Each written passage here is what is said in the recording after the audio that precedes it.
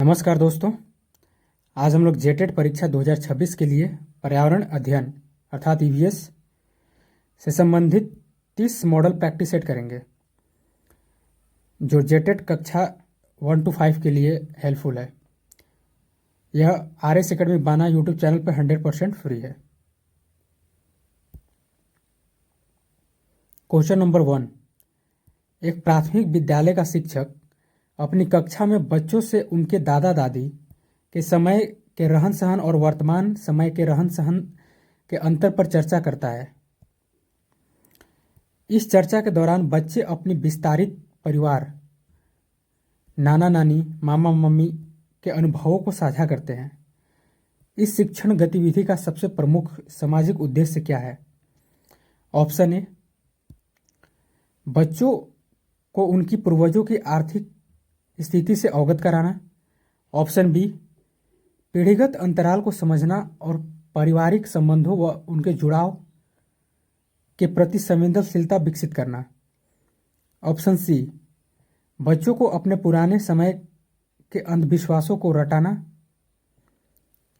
Option D, संयुक्त परिवारों को कानूनी रूप से अनिवार्य घोषित करना। इसका सही आंसर है ऑप्शन बी, पीढ़ीगत अंतराल को समझना और पारिवारिक संबंधों व उनके जुड़ाव के प्रति संवेदनशीलता विकसित करना। Question number 2। कक्षा में रिश्ते नाते प्रसंग के दौरान एक बच्ची कहती है, जब मेरी माँ छोटी थी तब उसके परिवार में केवल उनके माता पिता और भाई थे, लेकिन अब मेरे परिवार में मेरी माँ, पापा, मैं और मेरा छोटा भाई है। इस कथन के आधार पर शिक्षिका को बच्चों को परिवार की किस विशेषता से परिचित कराना चाहिए? ऑप्शन ए, समय के साथ प्रत्येक परिवार की संरचना, सदस्यों की संख्या और उनकी भूमिकाओं में बदलाव आना स्वाभाविक है। ऑप्शन बी, माँ का पुराना परिवार ही एक आदर्श परिवार था। ऑप्शन सी, आधुनिक समय में बच्चों के जन्म से परिवार कमजोर हो जाता है। या ऑप्शन डी, एकल परिवार हमेशा संयुक्त परिवार से बेहतर होते हैं।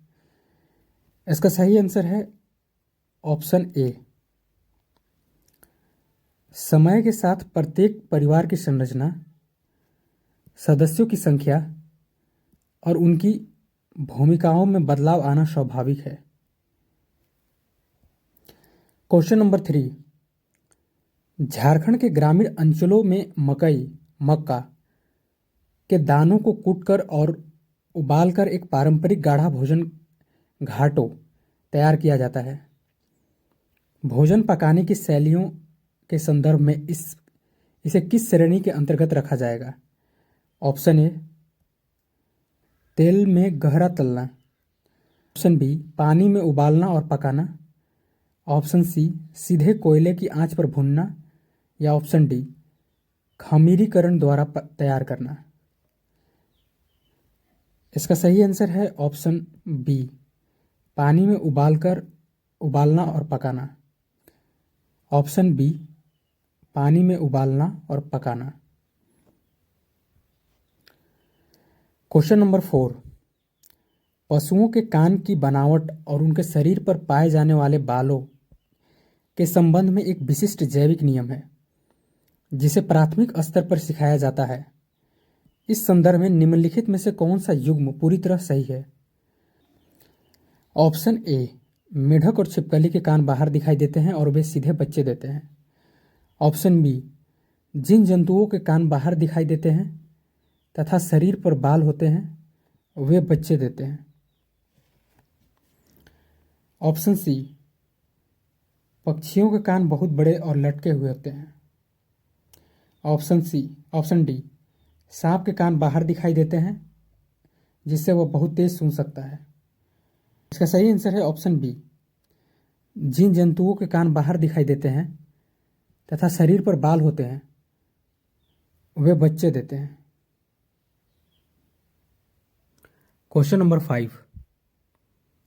एक प्राथमिक शिक्षिका अपनी कक्षा में बच्चों को दोपहर के भोजन, मध्याह्न भोजन से पहले हाथ धोने के लिए कहती है और समझाती है कि कच्ची सब्जियां को काटने से पहले धोना चाहिए, काटने के बाद नहीं। शिक्षिका के इस निर्देश के पीछे एक मुख्य वैज्ञानिक कारण है। ऑप्शन ए, काटने के बाद धोने से सब्जियां का रंग पूरी तरह से उड़ जाता है। ऑप्शन नंबर बी, सब्जियों को काटने के बाद धोने से उनमें से मौजूदा पानी में घुलनशील महत्वपूर्ण विटामिन जैसे विटामिन बी और सी पानी के साथ बाहर नष्ट हो जाते हैं। ऑप्शन सी, सब्जियों को काटने के बाद धोना बहुत कठिन कार्य है। या ऑप्शन डी, इनमें से सब्जियां का वजन आधा हो जाता है, इससे सब्जियों का वजन आधा हो जाता है।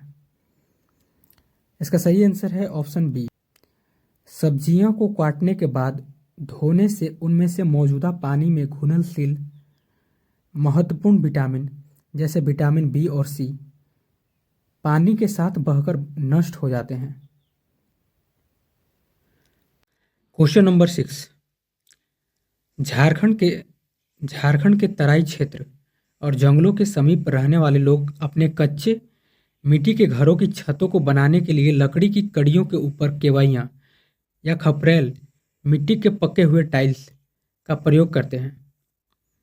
इन घरों की लकड़ी की कड़ियों को दीमक और कीड़े से सुरक्षित रखने के लिए किस स्थानीय पेड़ की लकड़ी का प्रयोग सबसे उपयुक्त माना जाता है? ऑप्शन ए, केला और आम की लकड़ी। ऑप्शन बी, नीम, कीकर और महुआ की लकड़ी। ऑप्शन सी, सफ़ेद नीलगिरी की लकड़ी। ऑप्शन सी, सफ़ेदा नीलगिरी की लकड़ी। या ऑप्शन डी, केवल देवदार की लकड़ी। इसका सही आंसर है ऑप्शन बी, नीम, कीकर और महुआ की लकड़ी। क्वेश्चन नंबर 7,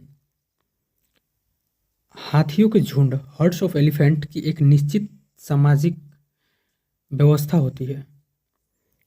वर्तमान प्राथमिक पर्यावरण अध्ययन के अनुसार हाथियों के इस सामूहिक आवास और व्यवहार के बारे में कौन सा कथन सत्य है? ऑप्शन ए, झुंड का नेतृत्व सबसे युवा और आक्रामक नर हाथी करता है।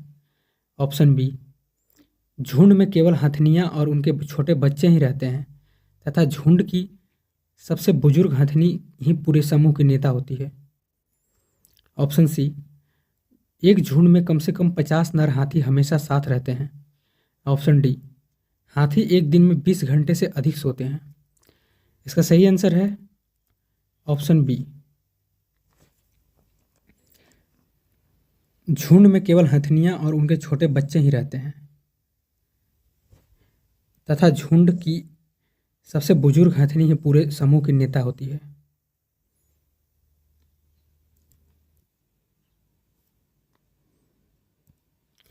क्वेश्चन नंबर 8, ग्रामीण क्षेत्र में तालाबों के किनारे भैंस की पीठ पर बगुला पक्षी अक्सर बैठा हुआ दिखाई देता है। इस विशिष्ट घटना के पीछे जीवों के आवास और पोषण का कौन सा संबंध कार्य करता है? ऑप्शन ए, बगुला और भैंस के बीच एक परजीवी संबंध है जहां बगुला भैंस का खून चूसता है। ऑप्शन बी, बगुला और भैंस के बीच सहजीविता का संबंध है। बगुला भैंस की त्वचा पर मौजूद हानिकारक कीटों को खाता है जिससे भैंस को कीट से मुक्ति मिलती है और बगुले को भोजन। ऑप्शन सी, बगुला भैंस की पीठ पर केवल आराम करने के लिए बैठता है। या ऑप्शन डी, भैंस बगुले को अपना शिकार बनाने के लिए प्रतीक्षा करता है। इसका सही आंसर है ऑप्शन बी, बगुला और भैंस के बीच सहजीविता का संबंध है। बगुला भैंस की त्वचा पर मौजूद हानिकारक कीटों को खाता है जिससे भैंस को कीट से मुक्ति मिलती है और बगुले को भोजन। Question number 9,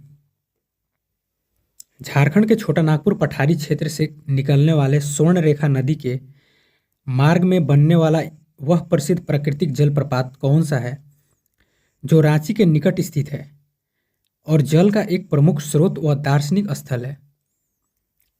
option A, Jonha जलप्रपात।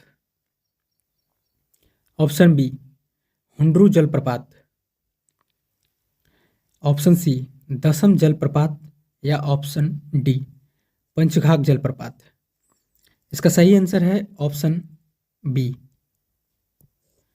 हुंड्रू जलप्रपात। क्वेश्चन नंबर 10,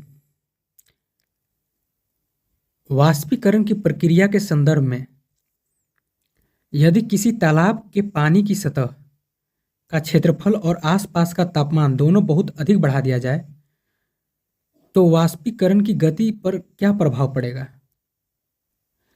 ऑप्शन ए वाष्पीकरण की गति बहुत धीमी हो जाएगी। ऑप्शन बी वाष्पीकरण की गति बहुत तीव्र तेज हो जाएगी। ऑप्शन सी वाष्पीकरण पूरी तरह रुक जाएगा। या ऑप्शन डी पानी सीधे बर्फ में बदल जाएगा। इसका सही आंसर है ऑप्शन बी वाष्पीकरण की गति बहुत तीव्र हो जाएगी। क्वेश्चन नंबर 11,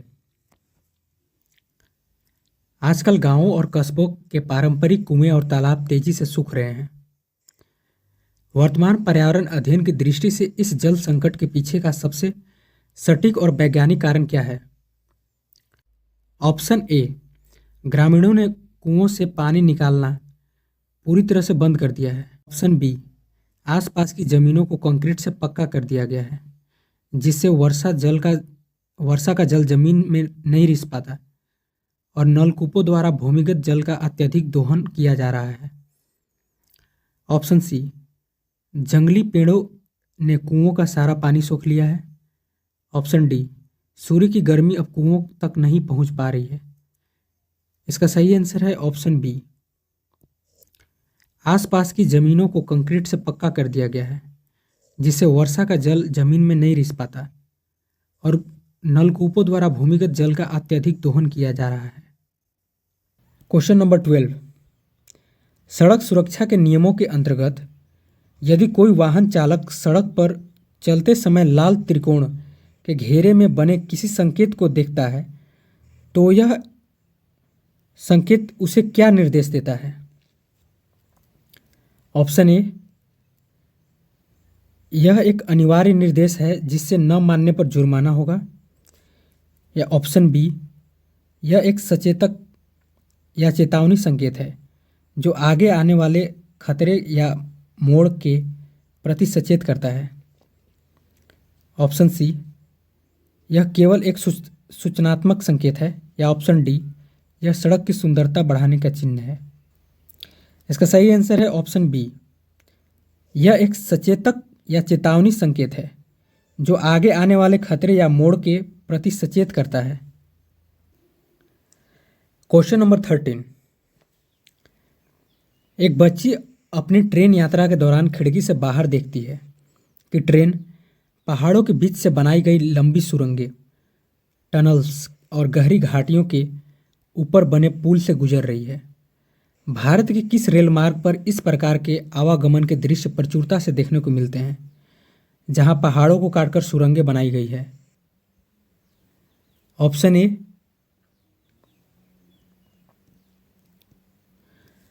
ए नई दिल्ली अमृतसर रेल मार्ग। ऑप्शन बी कोंकण रेलवे पश्चिमी घाट पर्वत श्रृंखला। ऑप्शन सी थार मरुस्थल रेल मार्ग। या ऑप्शन डी केवल चेन्नई विशाखापट्टनम तटीय मार्ग। इसका सही आंसर है ऑप्शन बी कोंकण रेलवे पश्चिमी घाट पर्वत श्रृंखला। क्वेश्चन नंबर 14, प्राथमिक स्तर पर बच्चों को रेलवे समय सारणी पढ़ना सिखाना पाठ्यक्रम का हिस्सा है। यदि एक छात्र के ई टिकट पर ट्रेन के प्रस्थान का समय 22:40 लिखा है तो इसका साधारण 12 घंटे वाली घरेलू घड़ी के अनुसार सही समय क्या होगा? ऑप्शन ए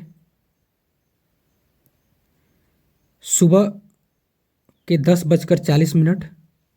ऑप्शन बी रात के 10:40। ऑप्शन सी रात के 12:40।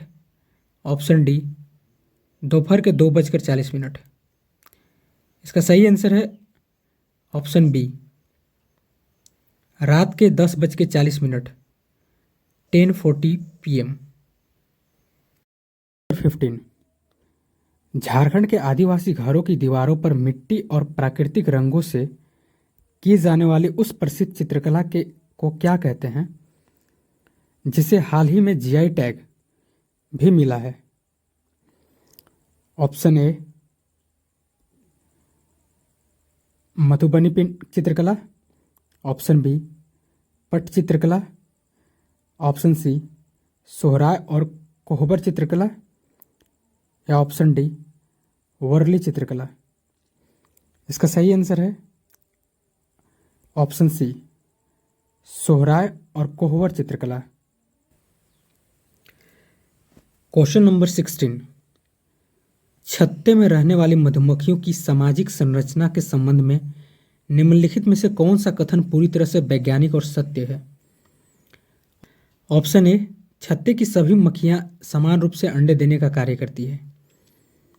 ऑप्शन बी छत्ते में केवल एक रानी मक्खी होती है जो अंडे देती है, कुछ नर मक्खियां होती है और अधिकांश श्रमिक मक्खियां होती हैं जो रस ढूंढने और छत्ते के निर्माण कार्य का काम करती है। ऑप्शन सी श्रमिक मक्खियां ही छत्ते की वास्तविक रानी होती है। ऑप्शन डी नर मक्खियां दिन भर फूलों के रस इकट्ठा करती है। इसका सही आंसर है ऑप्शन बी छत्ते में केवल एक रानी मक्खी होती है जो अंडे देती है, कुछ नर मक्खियां होती हैं और अधिकांश श्रमिक मक्खियां होती है जो रस ढूंढते हैं और छत्ते के निर्माण कार्य करती है। क्वेश्चन नंबर 17 झारखंड के छोटा नागपुर पठारी जंगलों में कुसुम, पालास और बेर के पेड़ों पर छोटे छोटे कीड़ों को पाला जाता है जो अपनी सुरक्षा के लिए अपनी त्वचा से एक प्राकृतिक राल रेजिन स्रावित करते हैं। इस कच्चे माल का उपयोग चूड़ियाँ, सील और खिलौने बनाने में होता है। इस उद्योग को क्या कहा जाता है? ऑप्शन ए रेशम कीट पालन, ऑप्शन बी लाह उत्पादन या लाह की खेती, ऑप्शन सी जूट टेक्सटाइल उद्योग, ऑप्शन डी रबड़ विनिर्माण उद्योग। इसका सही आंसर है ऑप्शन बी लाह उत्पादन या लाह की खेती।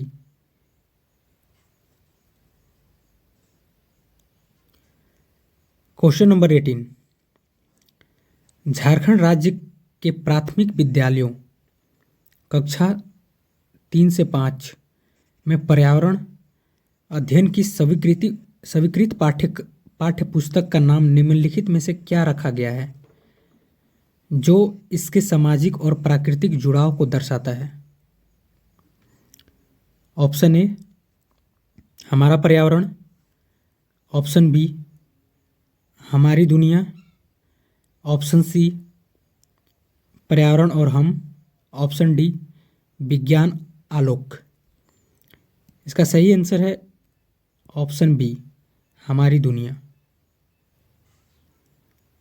क्वेश्चन 19 ईवीएस की प्राथमिक कक्षाओं की पाठ्य पुस्तकों के अध्यायों की शुरुआत सीधे किसी अमूर्त परिभाषा या वैज्ञानिक नियमों से न होकर किसी बच्चे की डायरी के पन्नों, संवादों या कहानियों से होती है। इस विशिष्ट शिक्षा शास्त्रीय उपागम का मूल्य कारण क्या है? ऑप्शन ए बच्चों को केवल कहानियों के पात्रों के नाम याद करवाना, ऑप्शन बी अमूर्त वैज्ञानिक अवधारणाओं को बच्चों के रोजमर्रा के व्यवहारिक जीवन के अनुभवों और संदर्भों से जोड़कर सहज व बोधगम्य बनाना, ऑप्शन सी पाठ्य पुस्तक के पन्नों की संख्या को जानबूझकर बढ़ाना, ऑप्शन डी शिक्षकों को कक्षा में कम बोलना पड़े ऐसी व्यवस्था करना।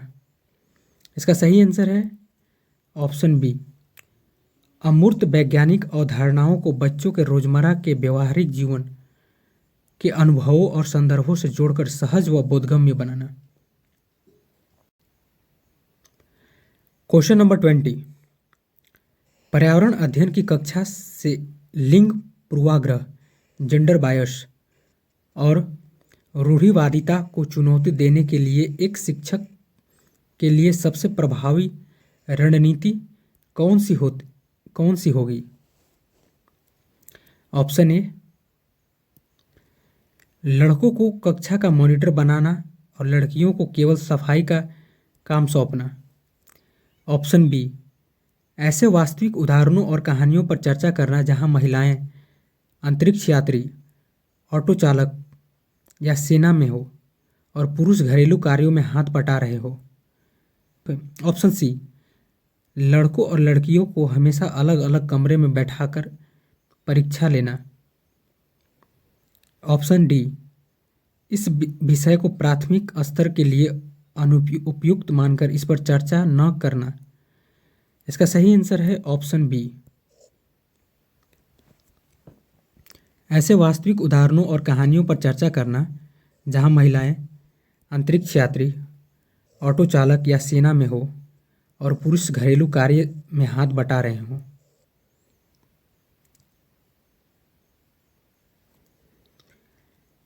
क्वेश्चन नंबर 21, ईवीएस शिक्षण में बच्चों के अंदर समीक्षात्मक और विश्लेषणात्मक सोच विकसित करने के लिए शिक्षक को किस प्रकार के प्रश्नों का समावेशन अधिक करना चाहिए? ऑप्शन ए, सीधे एक शब्द में उत्तर देने वाले बंद अंत वाले प्रश्न। ऑप्शन बी, मुक्त अंत वाले और स्थिति आधारित चिंतनशील प्रश्न, जैसे यदि आपके शहर में 3 दिन तक पीने का पानी न आए तो आम जनजीवन पर क्या प्रभाव पड़ेगा? ऑप्शन सी, केवल हाँ या ना में उत्तर देने वाले प्रश्न। या ऑप्शन डी, किताब की पंक्तियों को हूबहू रटने वाले प्रश्न।